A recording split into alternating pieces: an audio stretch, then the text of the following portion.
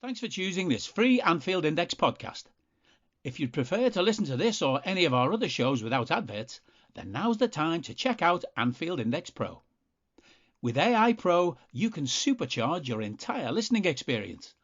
You'll not only get all of our podcasts without the ads, but you'll have them far faster with our quick publish feature available exclusively for subscribers. AI Pro also puts you in the heart of our sound studio, with an option to listen to many of our shows live and interact with the podcasters in real time as the shows are recording. Upgrading couldn't be easier. AI Pro is available on all popular podcast platforms, and we have our own apps for Apple and Android. Just head on over to AnfieldIndexPro.com and get started today. Hello and welcome to your World Cup Daily. I'm Dave Hendrick, joined as always by Mr. Karl. How are you, sir? I have no idea what day it is. Well, today is Friday. It would normally be the weekend tomorrow. We would normally be looking forward to seeing Liverpool play, or this season dreading seeing Liverpool play. However, in this World Cup year, with this World Cup going on, there is just 4 more football matches tomorrow. As there were 4 football matches today, Karl, and once again, there were some good and some not so very good. Let's start with the first one. Wales 0, Iran 2, a very different Iran than the team we saw play England.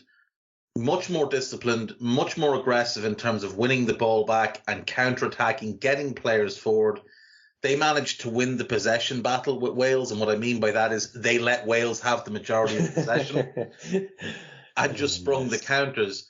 It did take the Wayne Hennessy red card and the introduction of the one and the only Danny Ward to see Iran get 2 late goals, but nobody, not even the most ardent Welsh fan, could claim that Iran weren't fully deserving of that win.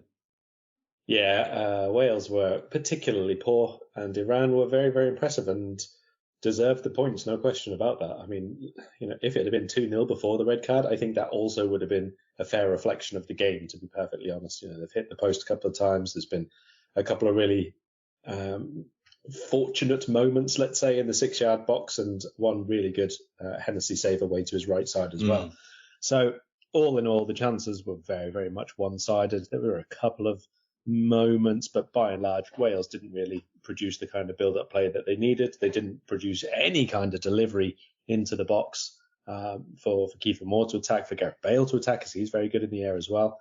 I think Iran got it absolutely right in terms of the changes that they made, bringing in Azmoun up front as a bit more of a channel runner, but then letting Taremi play behind him instead of from the flanks, I think was vital. He was really good with his link play, carried the ball very, very well as well.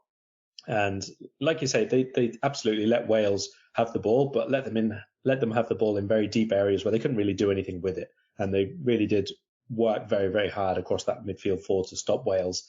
Being able to put the wing backs very high, being able to play through the thirds. I think Ramsey again was just an absolute non-entity for far too much of this game. It was disappointing, to be honest, from the perspective of Wales getting something out of the game and going through, but full credit for Iran. That was a big, big showing from them. It was. It very much was, and I fully agree with you. I thought Ramsey was particularly poor today. I thought Bale had a stinker as well. And, I mean, there's been a lot of talk about Gareth Bale and the Superman performances that he has put forward for Wales. And that's all very, very fair. But if we're going to be really honest about Gareth Bale, he hasn't been a consistently good footballer in a number of years now. I mean, his last few seasons with Real Madrid were a disaster. He was largely out of the team, coming off the bench, playing in little spurts, offering very little to the team. He made the move to LAFC. He made no real impact in MLS. He had no real impact in Euro 2020. He has had no real impact at this World Cup. He did obviously score the penalty that he won against the USA, but he was poor in that game. He was awful again today.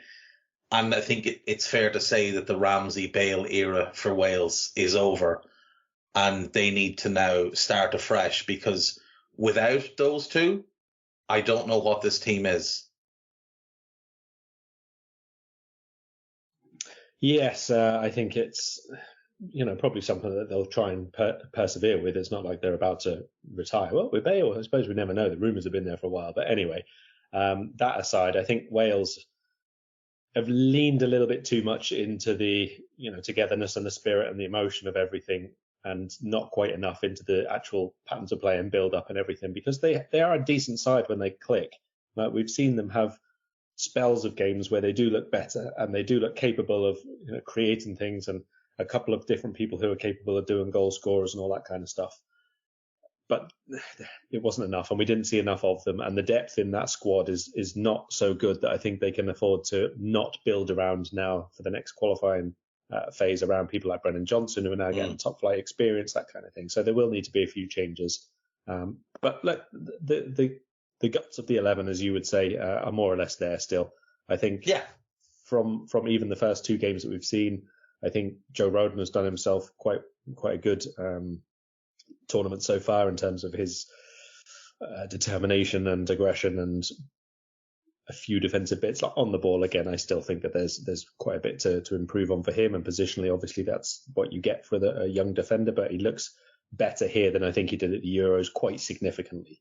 Ampadu, again, today, I think was very, very good from a defensive standpoint, but again, are you getting enough from a player like him in terms of midfield build-up? I would say that that's where Wales really need to find the next steps for themselves. Yeah, I think Ampadu's future is in that back three with Joe Rodon and Ben Davies moving forward. You know what really helps Joe Rodon? Playing regular football, as he has been this year with Rennes, and you can see he's more confident, he's more assured, and like you said, he's more decisive in his actions. Next game up, Qatar 1, Senegal 3. Boula Dia and Famara Didio putting Senegal 1 up. Mohamed Muntari with a great header got Qatar back in the game, but Bamba Dieng wrapped it up. Senegal with a good win. Qatar are eliminated, but at least they got a goal. They're likely to lose their last game to the Dutch, but at least they got a goal, and they can, point at that and say we didn't get embarrassed at our own World Cup.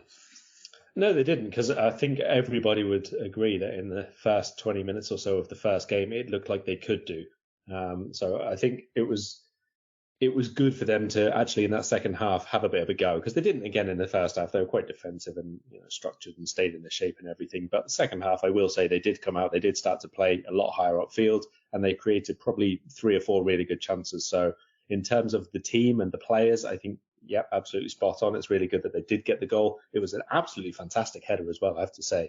I would also say that I think about every single one of Qatar's chances in these first 2 games, other than one that I can think of, was a header as well. So maybe something to work on there is the actual build-up play along the ground and the movement. But again, I think Afif and Almoz Ali linked up pretty well at times. So you can see that, again, there are things that they can cling to in terms of progression afterwards and look to build through. But Senegal, I think, is the more obviously relevant piece here, in that they have the chance to go through still. Them against Ecuador is going to be a very, very intriguing game. I think Senegal at times looked quite good. I think the shape was a little better today. Not quite relying on as much runners from central midfield, not the 3 central midfielders who are all primarily destructive ball winners and protectors. So better from them, but I do still think that they are needing more improvement if they're actually going to go through. Yeah, I liked the decision to play Diallo at centre-back where he belongs, not at left-back where he really struggled in the opening game. I thought Jacobs made a difference. Sabali, who is playing right-back, to my knowledge, he's actually a left-back. And I have rarely seen a fella move and kick a ball who looks less like a footballer than him. I liked the approach of going with Sarr and Crepin Diatta on the wings with 2 up front, so they had a real focal point to their attack, but like you say, not quite getting enough from midfield. It does set up Senegal's game against Ecuador really nicely. Today's snooze fest was brought to you by Netherlands versus Ecuador. The game ended 1-1. Cody Gakpo on 6 minutes, and then Ener Valencia equalising on 49 minutes. A game largely controlled and dominated by Ecuador, who had 15 shots to the Netherlands 2, only 1 shot on target for the Netherlands. That is really, really poor. Now, they struggled to get anything going through the midfield, largely because Frankie de Jong spent his game in the pocket of Moises Caicedo. But I was really expecting a lot more from the Dutch today. Bringing in Timber, bringing in Koop Miners, these were positive changes.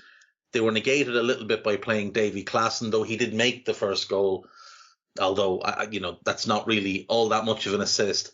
I do think Louis van Gaal needs to figure out what he wants to do in that final third. And I think part of it is going to be getting more from the wide areas. We know Daley Blind's not going to overlap and offer much down that flank. It's got to come from the other side. And Denzel Dumfries just isn't producing right now. For me, Jeremy Frimpong has got to start that last game against Qatar and see if he can offer something of a spark down that side. Yeah, I agree. I would even be tempted to. I mean, the first half they did a little bit, Frankie de Jong a little bit deeper, and then Klaassen and Koop Miners a little bit ahead of him, but then it quite quickly went to a 2, and Klaassen was playing more or less as the 10 anyway.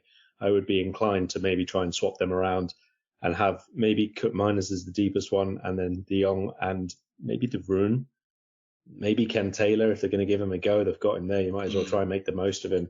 Like you say, the third game against a team who's already out and, let's be honest, is the weakest one. You've got to try something different because it's not working at the moment. I mean, one shot in 85 minutes, it was not good at all. The build-up play is just not there. That whole left-hand side, I think, is a bit of a waste because Ake he's fine. He defended quite well, but in the build-up play, he's not going to offer all that much. No. Blind doesn't have the physical capacity to get up and down in the way that they need to. And even Dumfries, to be honest, his big strength is not so much being like the athletic wide player. It's the fact that as a wing back, he can attack the box really well. Like he's very, very good at picking up positions when a cross is coming in from the left-hand side. He's coming in as an extra attacker in the box, all that kind of stuff. That's where you get the best out of him. But without the Netherlands actually attacking down the left very high up the field, you're not getting that out of Dumfries either. So, yeah, I'm fully on board with Frimpong getting the chance. I think he's been pretty electric this season, to be fair. Ecuador, on the other hand, another tactical switch that we've seen from a few of the teams already in the 2 games. They went to the back 3 today, and again, I quite liked what they did. I didn't think Ibarra They looked was like a team that are used to playing it, Karl. It didn't look like it was new to them. No, imagine that. I didn't like Ibarra's performance in the first game. He was playing left wing in the 4-4-2, basically, in that first match. So I was quite glad that he came out. I thought he was very stodgy in build-up play, didn't really offer too much, and got in the way of Estupiñán, which was one of the more important factors. With Estupiñán just as a wing-back, it was a lot easier for him just to pass forward and make lots and lots of contributions to the build-up play. I think Ecuador have a very, very nice way of playing, and at the moment I would put them comfortably ahead of Senegal to take that other spot, assuming the Netherlands obviously don't do something incredibly Netherlandsy. We'll see if that does prove to be the case. But so far, I think Ecuador very impressive overall. Yeah, I agree. They will miss Mendes in the third game, but they do have other options to come into that central midfield area and replace him. Yeah, and Enna's injury at the end of the game obviously is a big thing as well. It is, but he got injured in the last game as well, and I'm not sure he's not just doing it for the pomp and circumstance and the drama of it all. I think he was just knackered, to be totally honest. So Group A sits after 2 games. Netherlands top, Ecuador second. It is fair play that is separating them right now. Senegal in third, a point behind with an inferior goal difference to the other 2. And then Qatar bottom out, not worth considering anymore. But congrats to them. At least they got a goal. And 2 games in, they haven't been embarrassed. Final game of today. England 0, the United States of America 0. Football versus soccer. And Karl, soccer very nearly won. This was a game in which the Americans were better set up, better prepared, more aggressive, more well organised, and frankly, just flat out better on the day. Don't be like it. Don't be like it. The Americans were good and you can't deny it. I don't know if I would go so far as to say they were good. They were better in every single one of the respects that you've just mentioned. I think they also made better changes off the bench for what they were trying to do. I think England's were puzzling, to say the least. but the game was not good. There was such a lack of quality overall. Short of about maybe 2-3 moves. England had a couple of good moves down the right flank where they managed to get in behind Robinson very, very early on in the game and then just stopped doing that. There was one, I can't remember which half it was in now. There was another sort of sweeping move that England managed to put together, which ended in a reasonable chance. But again, nothing too good at the end of it in terms of, I think it was Kane's header at the end of that move. Can't really remember now. And then USA, same again. A couple of moves. The Pulisic one off the woodwork obviously was the closest they came. But overall, considering that both teams had a lot of the ball and because the other team kept giving it away so much, I just don't think that either of these teams did anywhere near as much. I think England were poor in midfield. The shape was very, very not conducive to the build-up play, which they're capable of doing. I think Mason Mount was pretty awful for most of the match. Jude Bellingham was awful, and Declan Rice was awful. Yeah. They got comprehensively outplayed individually and collectively by Weston McKennie, Tyler Adams, and Yunus Musa. They got dominated in midfield. There's no way around it. I completely agree, but I would even say that from a technical perspective, when England did have the ball, I think the three of them, Rice less so, but Mount especially, was so loose with his first touch. Really wasteful. Really, really good space to receive the ball in a couple of times. So, fine, he got himself in there, but at least twice, bad first touch, bad decision at the end of it. Sterling, an absolute non-game whatsoever. Just very, very poor altogether from England. So I think that they're very fortunate actually that they got Iran on the game that they did rather than the reaction game from Iran, because the Iran who played Wales today looked like they would have given England much more of a game. So I'm not really sure what we're seeing with England here, whether it was the fact that they didn't need to win and they didn't need to push. It's kind of playing out how I expected in terms of 3 points on the first game and then a point apiece from the last two games. That's what I said England would get to top the group. So far, that is the case, although obviously the performance in the first game was above what I was expecting. But also worth pointing out that the performance before 1 and 2-0 in the first game was roughly similar to this performance from England tonight against USA. That's exactly what I was thinking. About 25 minutes into this game, I was thinking this is exactly like the performance up until they scored against Iran. Now, Iran weren't offering as much as the Americans were, but England were just so poor. Then they get the goal, they get a second goal, and it builds confidence, and Iran's confidence just fell apart. And by the end, they were basically just throwing in goals. But I thought America were well organised. I thought Ream and Zimmerman defended well.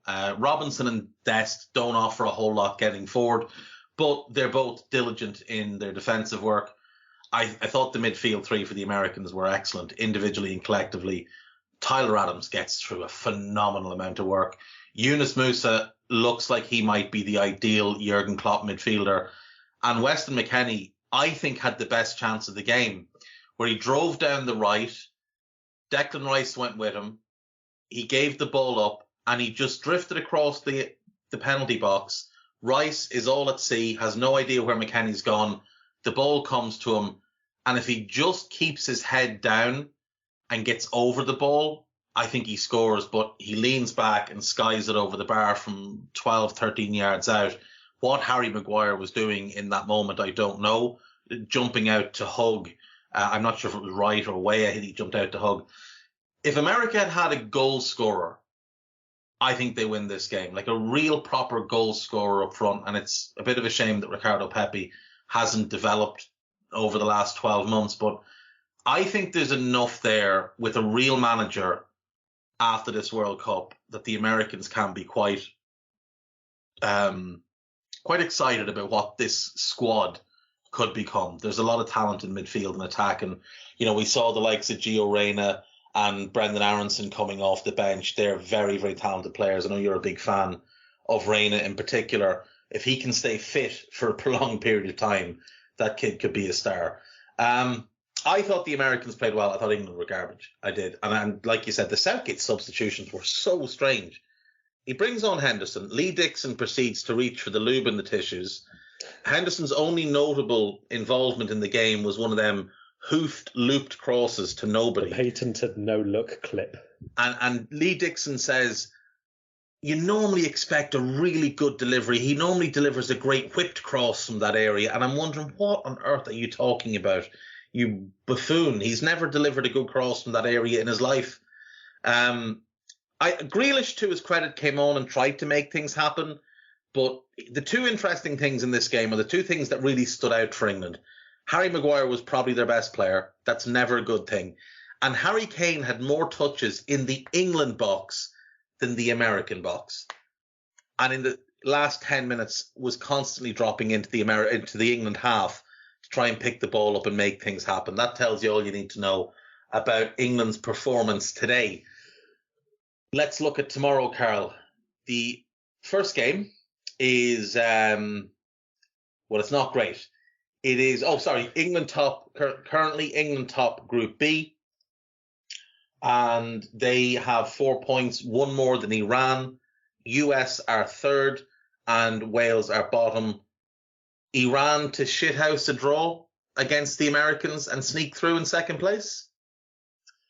I'll give it a couple of days to think about it, but I wouldn't be surprised in the slightest. I really wouldn't. I mean, USA drawing 3 games out of 3 would about sum up what they are. You know, they've very got a lot of potential, wouldn't it?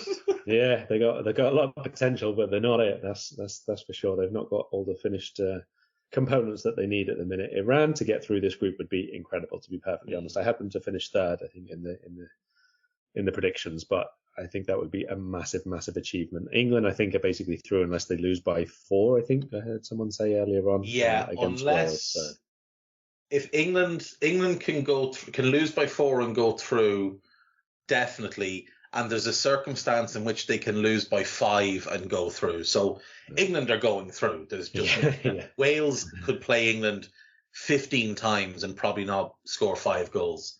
Tomorrow's games then. The first game is from Group D, and it is the delight that is Tunisia versus Australia. Now, Tunisia drew their opening match with Denmark. Australia lost 4-1 to France. What are you expecting from this footballing festival? I'll tell you what is going to first be the case about this game, and I'd like to know if this is everybody else or some other people at the very least, or just me. It really bugs me why they don't play it in group order. Why is it Group D having 1 game and then 2 games from Group C and then 1 game back to Group D? I mean, this is just annoying. What's the reason for this? It is very annoying. My assumption is it's to get the shitty games from both groups out of the way first. So the 4 p.m. and 7 p.m. games, as they are in our part of the world, are going to get the bigger TV audiences because they're the more important games. And, you know, they want to give people something good to watch so that we can all pretend this World Cup has been of a good caliber. Well, you're probably right, and that's why people like me who are not paying attention and early morning podcasts get the groups wrong, like I did with Guy the other day, because I thought Game 1 and Game 2 were in the same group while I wasn't paying attention, which I realised afterwards gave me 3 European teams in the same group, so that was not the case. What are we going to get from Tunisia, Australia? I think there's probably enough tangents to sum up the fact that I don't really know, and in all honesty, I don't really care. I'm going to watch this game because it's in the World Cup, and I'll be watching all the games. But I would be watching this game with a very neutral, non-judgmental attitude, and I expect it will ultimately prove to be quite the irrelevance. Yeah, I'm going to watch this game with something on the other screen and keep just, a half an eye on it. So I'll go 0-0. I'm going to go 1-0, and I don't know which way it'll go. I'll say Tunisia. Up the Aussies. I'd like Australia to win. I have a fondness for Oz as you do. So, but nothing against Tunisia. It'd be great for them to get a win as well. It's all about the taking part. We'll just point out here that Guy has made a silent prediction in the background in the chat here, and he reckons that this is going to be the game of the competition apparently because he's gone for 5-5. There's more chance of it ending 5-aside than there is of these teams scoring 10 goals between them. Moving on then to Poland versus Saudi Arabia. Poland, I thought, really disappointing in their first game, Karl, against Mexico. They should have won the game, though, because they did miss a penalty. Robert Lewandowski missing. Saudi Arabia pulling off one of the great shocks in World Cup history, beating Argentina 2-1, having gone behind. The Saudi high line and defensive trap and pressing game were absolutely spot on in that Argentina game.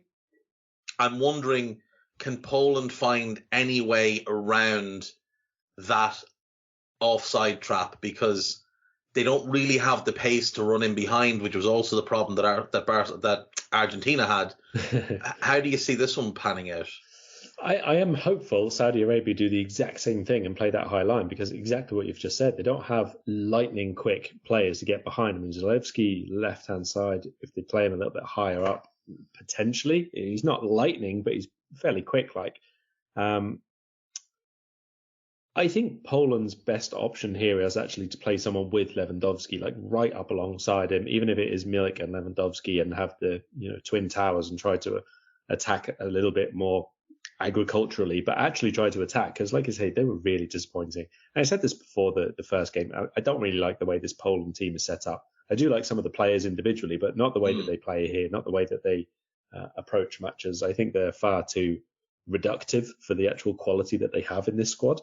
And I mean, let me spin it around and say, if you were Hervé Renard in charge of Saudi Arabia, are you trying to just play for the draw here? Like, not necessarily just for the draw, but play to not lose this game, at least put yourself on 4 points. I mean, I can see the logic in it, especially considering they could get a point against Mexico. That's definitely a game they can draw in. But I'd look at this Poland team and it wouldn't scare me. Yeah, I mean, exactly. I know Lewandowski is one of the greats, but the midfield is very, very average unless Zielinski pulls out something. The defence, I think, is there to be opened up, but they're quite slow at centre-back. I wouldn't be scared of them. I really wouldn't. I think you can do your normal game and look to open them up on the counter-attack quite easily. I wouldn't be playing with a hesitancy. When you get the ball, when they're in transition, if you attack quickly, if you get the ball shifted forward quickly, Poland are a bit ploddy through the midfield and in defence, and I think there will be space for those Saudi Arabian attackers to exploit. I like that, a bit ploddy. I think that's something we could use in our half-season review for Liverpool's midfield, isn't it? Yes. A bit ploddy. I actually think Saudi Arabia, if anything, maybe have a bit of danger here of thinking they can actually go and attack this game rather than play a similar sort of way and try to press it high and keep the high line and then transition and counter attack, but maybe even trying to go away from that and actually attack this game. I think if they do that and go away from the fact that they were so aggressive and so together defensively and so willing to put the bodies on the line and all the rest of it, I do think that is maybe the danger that they face here, not to overestimate where they are, let's say, just because they got a massive result and Poland had a pretty disappointing performance. I think that would be problematic based on a lot of these Poland players have huge experience. A lot of these Poland players have spells and trophies and everything with very, very good sides. They'll know how to overcome that kind of team if Saudi Arabia lose their shape, if they lose their resolution and organization, everything else. So I think that this could be a very intriguing game, even if it might be a little bit slow, because Poland are quite ploddy. They are. I mean, you mentioned they're very experienced, but you know who's very experienced? Old players. Old lads are experienced, and this Poland team, through the spine, with Glick, with Krychowiak, and with Lewandowski, they're old, and they can be exploited in transition. Poland need to go and get a win here. They need a win in this game. They're going to have to commit men forward. And if Saudi Arabia are as diligent, as disciplined as they were in the Argentina game, they can absolutely turn the ball over and count these, hit these on the counter-attack. I'm going to go for Saudi Arabia to win 2-1. I'm going to go for 1-1 in the game. And I'm going to ask you, do you think Saudi Arabia have, in the space of 20 minutes of the last game, suddenly somehow become the people's second team at the moment, at least? I think in a way. The story seems to be very, very prevalent and big and forefront of everything still. Like every time a smaller nation plays, it's all about Saudi Arabia have given them, hope and a roadmap and the way to play and all the rest of it. Yeah, I mean, look, we don't know. Argentina were poor in that game. Maybe Poland turn up and smash them tomorrow, and all the feel-good thing goes away, and maybe they lose to Mexico and they don't advance. But it is nice to see one of the lesser nations, from a footballing point of view, obviously not in any other way, doing well and overcoming obstacles. I mean, when this group was named, everybody just picked them automatically to be bottom. So it would be kind of nice for the likes of ourselves who, said they would be bottom. It'd be nice for us to get a bit of a slap in the face and them to finish top. That's a bit it.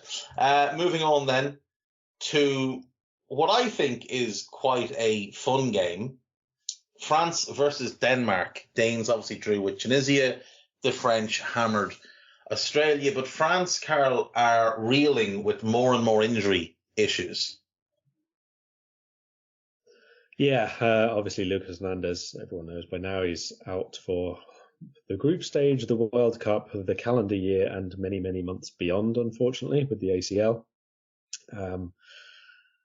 I don't think that there will be too many other alterations to the lineup. There may be one change in that attacking three, for example. Maybe Dembele gets replaced or something like that. But I don't imagine that Deschamps will change too many other starting 11 players. Do you?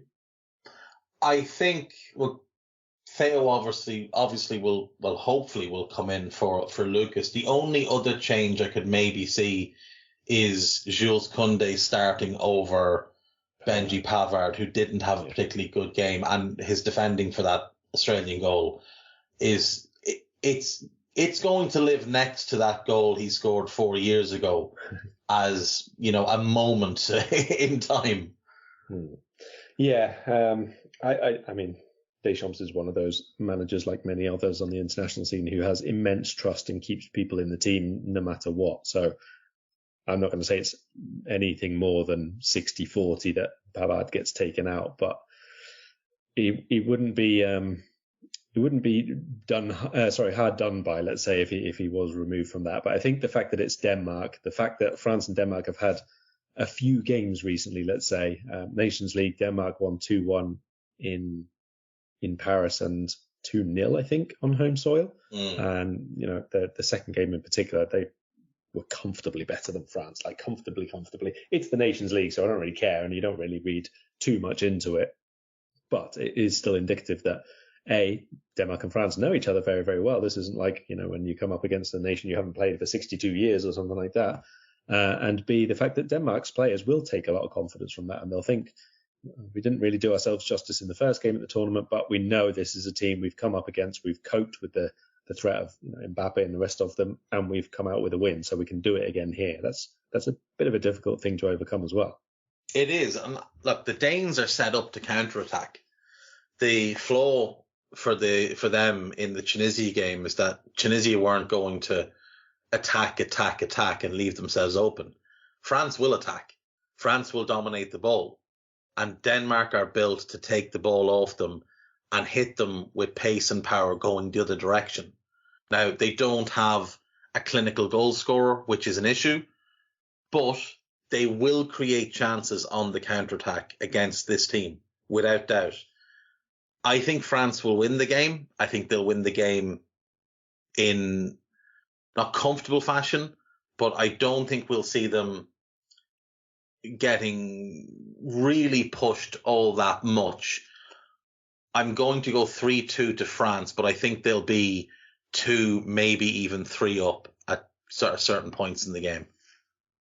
I'm going to go for less spectacular and very much more controlled. And then after the game, we'll get the things like, this is the other side of France, and they can do both. They can be spectacular, and then they can just grind it out. Teams aside. Yeah. So I think I'm going to go for 2-0 here, and Denmark to really be struggling again to actually create clear goal scoring chances. I think that was a notable thing from the last match, that it was quite slow in the final third. They weren't really getting too many people around. The Dolberg, Scott coming in from the other side. So it's things to improve there for them, let's say. But I think if France have more or less the same defensive shape, the same defensive lineup, whether it's Pavard or not comes in, I really like that defence, I have to say. Upamecano can be hit and miss, but he can be like a 10 out of 10 defender some days, and Konate we know everything about. So Yeah, I could see them being very, very stubborn and very difficult to get through the longer this competition goes on if they keep that same line.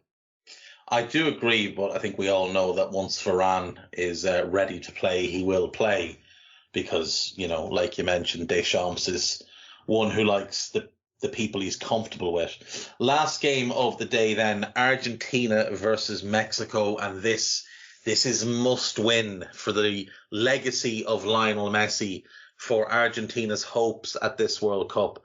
This is massive for them, Karl, but it's also a big, big game for Mexico, because they'll want to get at least a point and give themselves a good chance of beating Saudi Arabia on the last day and getting through.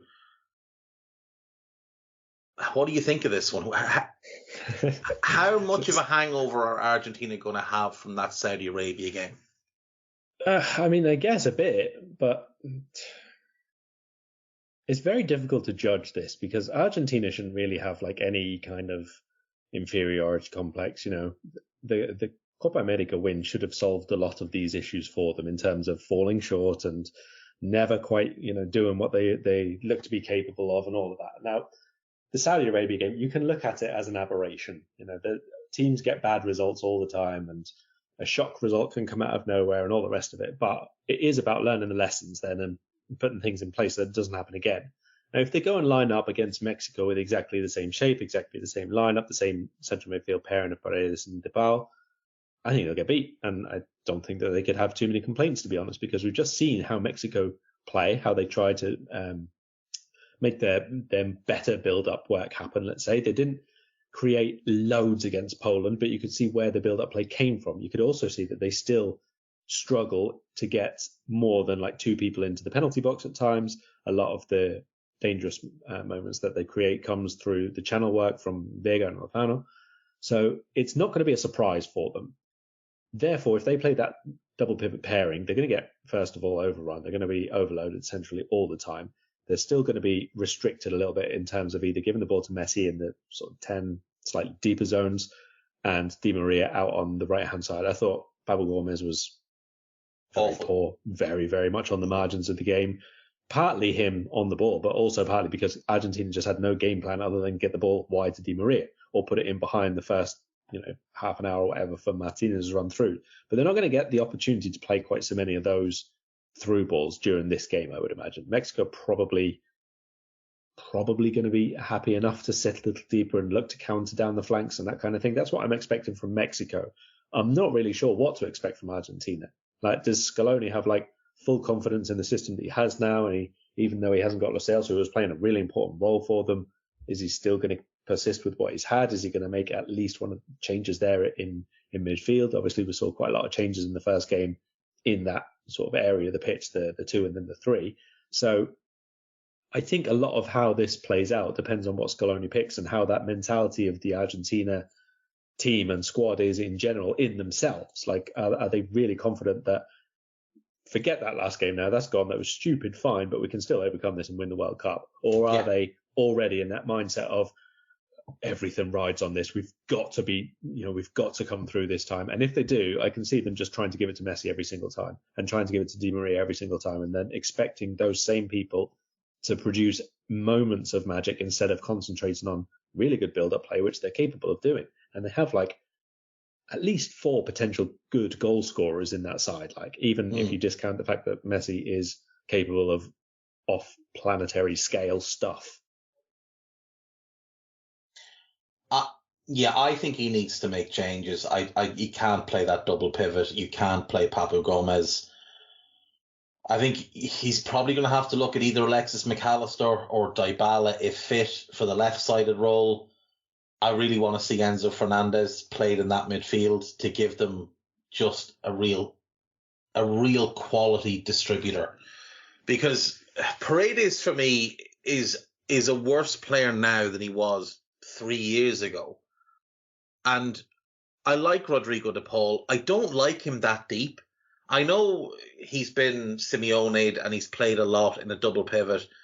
But when Rodrigo de Paul was catching everybody's eye at Udinese. It was playing in more advanced positions. I'd even play him off the left and allow him to cut in field and try and impact the game that way.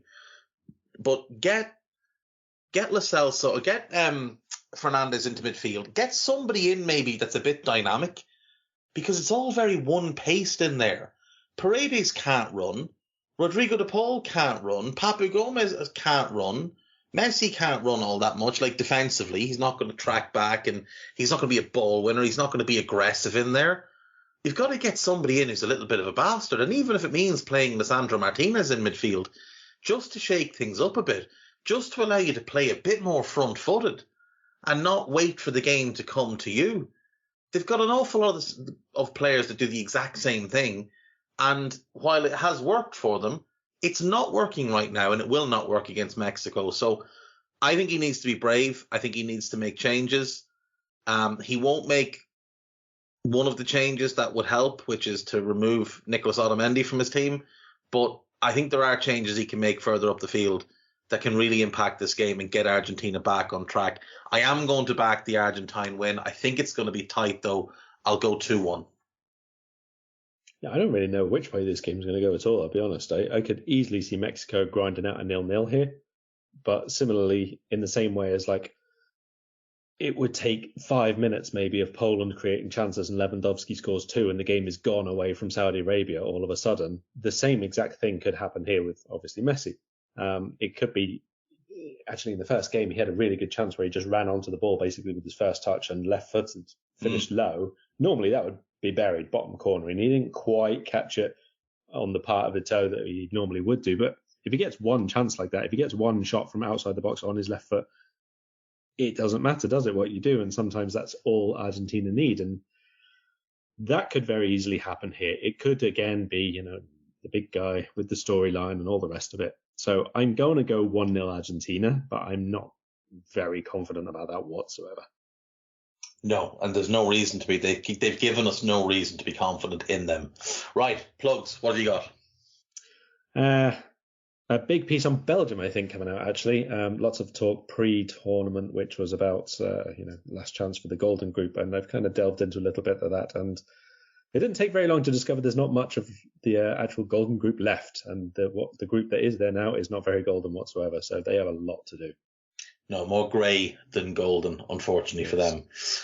We have gone long today. We will be back to the usual 30 minutes tomorrow, but given it was England versus USA, it kind of did, and potentially Leo Messi's World Cup dreams on the line, it did warrant going a bit longer, but we will see you tomorrow. Take care of yourselves. Bye-bye. We hope you enjoyed listening to this Anfield Index show. Please be sure to subscribe to our channel so future podcasts find their way to your device automatically. There's nothing quite like fan engagement, and we'd love to know what you think of anything discussed on this show. The best way to get in touch is over on our free Discord community, where both podcasters and listeners debate the hottest LFC topics 24/7. Sign up free now at anfieldindex.com/Discord. You won't regret it. You can also follow us on Twitter at Anfield Index and find us on Facebook by searching for Anfield Index. Oh, and before you go, we'd love it if you could leave us a 5-star review on your favourite podcast app. It only takes a couple of seconds, and it means the world to the people who create these free shows.